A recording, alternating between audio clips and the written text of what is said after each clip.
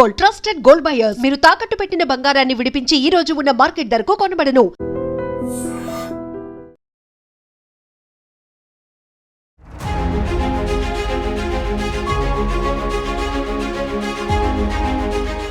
రెండు 2025 అసలు crime cases ఎంత భయంకరంగా పెరిగిపోయినాయి అంటే రోజు మినిమం 2 నుంచి 3 మినిమంగా అంటే వార్తలలో నిలుస్తున్నాయి. అంటే ఎంత పెద్ద ఇన్సిడెంట్ జరిగితే కానీ ఒక వార్త కాదో మనకు తెలుసు.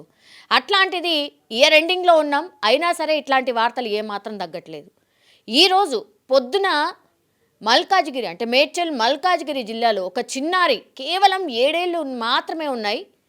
ఏమైందో తెలియదు కానీ బిల్డింగ్ పై నుంచి ఎవరో తోసింది కాదు, ఆర్ యాక్సిడెంట్లండి పడ్డది కూడా కాదు. వాళ్ళ కన్న తల్లే అంటే అమ్మనే వాళ్ళ కూతుర్ని 3వ అంతస్తు నుంచి తోసేసింది ఆర్ పడేసింది అని చెప్పొచ్చు. యాక్చువల్లీ ఇది ఆలస్యంగానే వెలుగులోకి వచ్చింది.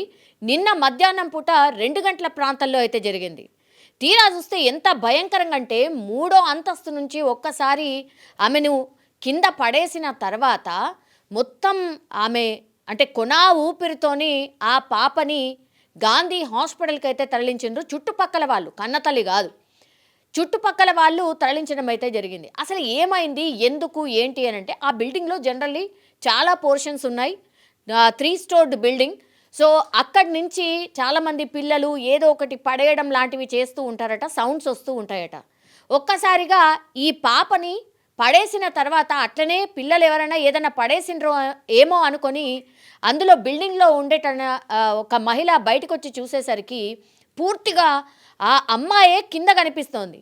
మొత్తం బ్లడ్ స్టెయిన్స్తోని కనబడేసరికి గట్టిగా అరుచుకుంటూ అందరూ పక్కనున్న వాళ్ళందరూ బయటకు రావడం జరిగింది. దీంతో కిందికి వెళ్ళి చూసేసరికి రక్తపు మడుగులో ఆ 7 ఏళ్ల చిన్నారి అయితే కనిపించింది. ఇది వసంతపురి కాలనీ, మల్కాజ్గిరి పరిధిలోని వసంతపురి కాలనీలో జరిగినటువంటి ఇన్సిడెంట్.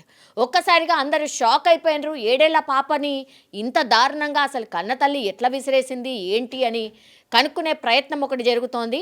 ఏంటి అన్నప్పుడు 6 నెలల కిందటి నుంచి కూడా ఇప్పుడు అమ్మాయి తల్లి ఎవరైతే ఉన్నారో ఆ అమ్మాయి తల్లికి బాగోట్లేదు. అంటే ఆమెకి కొంత మెంటల్లీ బాలేదు, ఆమెకు ట్రీట్మెంట్ ఇస్తున్నారు కాబట్టే తను తెలియకుండానే ఈ పని చేసి ఉంటుంది అని చుట్టుపక్కల వాళ్ళు కొంతమంది చెప్తున్నారట.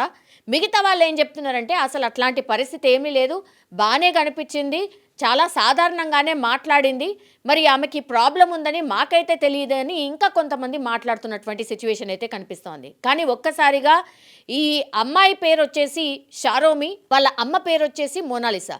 సో ఏం జరిగిందో తెలియదు కానీ మరి ఇంకా ఫ్యామిలీ మెంబర్స్ ఎవరు, వీళ్ళ ఫాదర్ ఎవరు, ఇంకా వాళ్ళకి ఎంతమంది పిల్లలు ఉన్నారు, ఇవన్నీ విషయాల మీద అయితే ఆరా తీస్తున్నారు పోలీసులు. కానీ ఒక్కసారిగా కన్న తల్లే తన బిడ్డని 3rd ఫ్లోర్ బిల్డింగ్ నుంచి కింద పడేసింది అని అన్నప్పుడు ఈ వార్త అయితే కలకలం క్రియేట్ అవుతోంది.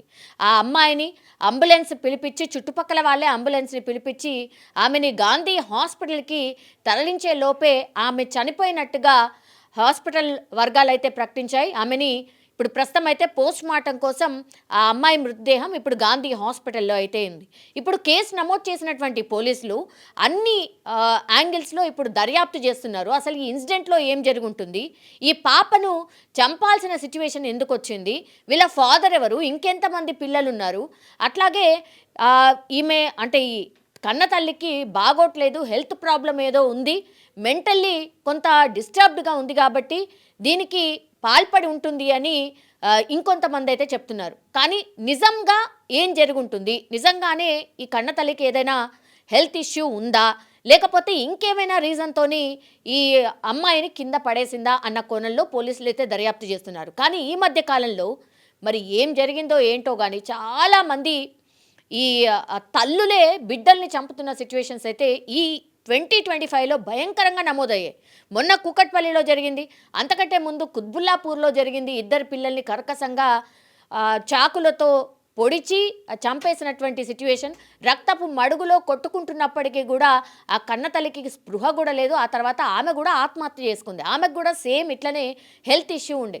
సో ఈ మధ్య కాలంలో చూస్తే 2025 సంవత్సరం తీసుకుంటే గనక చాలామంది కన్న తల్లులే బిడ్డల్ని చంపినటువంటి కేసులు చాలా అయితే నమోదవుతున్నాయి. ఇది కొంత ఆందోళన కలిగిస్తోంది. ఇప్పుడు ఈ కేసులో మరి ఏం జరుగుతుంది ఏంటి అనేది కూడా పోలీసులు కేసు నమోదు చేసి దర్యాప్తు అయితే స్టార్ట్ చేశారు.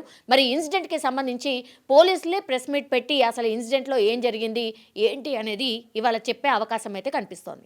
నేను ఇంట్లో నుంచి ఇక్కడ నిలబడేసరి ఒక్కసారి దండమని పడితే ఈ పిల్లలు ఏంది ఎప్పుడు ఏదో ఒకటి పడేస్తారు అని అంటున్నా. చూసే వరకు పాప నేనైతే ముట్టుకుంటూ ఉరికిన అటు ఇటుగా అసలు అప్పుడే బ్లడ్ పోతుంది ఇట్లా. ఎందుకు జరిగిందమ్మా? ఎందుకు పడేసింది? ఆమెకు మెంటల్ అంటారేమో మరి అంటుండ్రు వాళ్ళు, మాకు తెలియదు. మరి 6 నెలల నుంచి అయితే చూస్తున్నాం మంచిగానే పోతుంటుంది వస్తుంటుంది, అంతేగాని ఆమెతో ఎప్పుడు మేము మాట్లాడలేదు. ఎప్పుడు జరిగిందమ్మా? 2 తర్వాత అంతే, 2-15 నిమిషాలు. పాప ఏజ్ ఏమిటమ్మా? పాపకి ఎన్ని సంవత్సరాలు ఉంటాయి? 7 years అంటే. జరిగిందమ్మా అంతా గొడవ అంటే మన రాత్రి వెళ్ళయింది అన్నారు కానీ మాకు తెలియదు ఆ విషయం. పైన కదా మనం లేదు.